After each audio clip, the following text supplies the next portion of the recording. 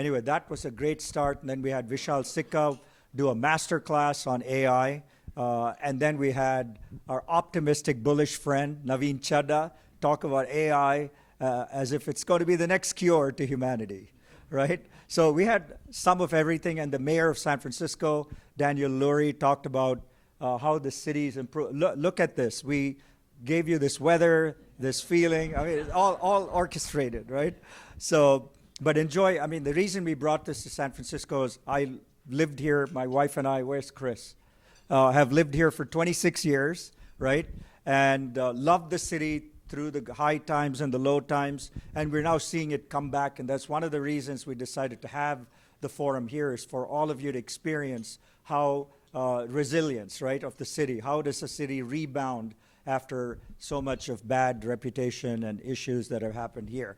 So that's what it's all about. So I hope you enjoy the next 2 days. But I wanted to just talk about one little thing, and that is there's been a lot of anti-Indian American hate, especially on Twitter and social media, and also physical crimes happening to our community today, right?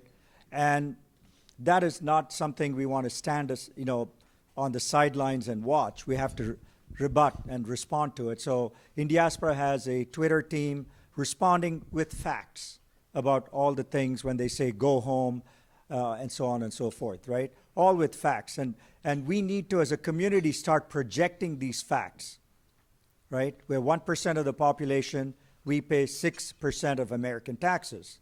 So if they want us to go home, we'll take our taxes and leave, right? So, I mean, these are the kinds of things that we need to, as a community, start projecting. Or there's so many doctors here in the audience. 75,000 doctors of Indian origin serve 30 million patients a year of Americans. They're not here to make money. They're here to serve, right? 22,000 academics. They teach 3 to 5 million college students a year.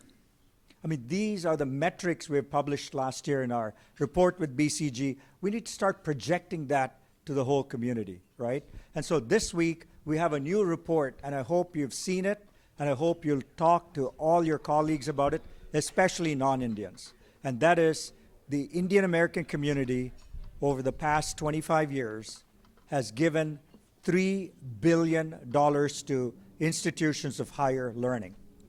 3 billion, just see that number, right? We all came here to get educated. Now we're giving back in billions to American universities so American kids can get better educated, right?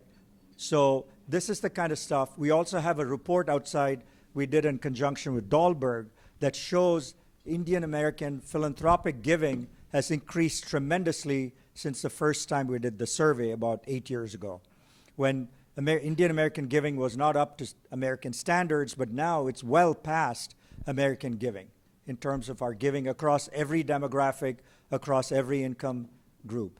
So these are the kinds of things we need to tell the entire community. And the final thing I'll leave you with is that we have to view ourselves in any country we live in. We have 35 million diaspora living around the world. The US diaspora is the most successful and the largest with 5 million people, right?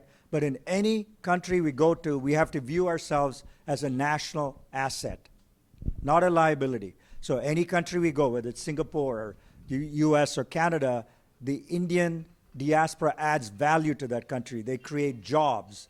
They are good citizens. They participate in public service and philanthropy, and they become doctors. Not too many lawyers. Sorry, man. But all the other professions. But we are good citizens of any country we go to. We do work in those countries, and we also help India. And that needs to be the narrative. And we'll talk tomorrow morning. I think Sanjeev and others will talk about the town hall we're going to have tomorrow morning, specifically to deal with some of these issues. I just want to leave that idea with you. View ourselves as a national asset. Let's project that in every place we go to, especially with non-Indians, so that in Australia, they've already accomplished this. The Prime Minister and people in Australia and the government call Indian Australians a national asset. You can look it up.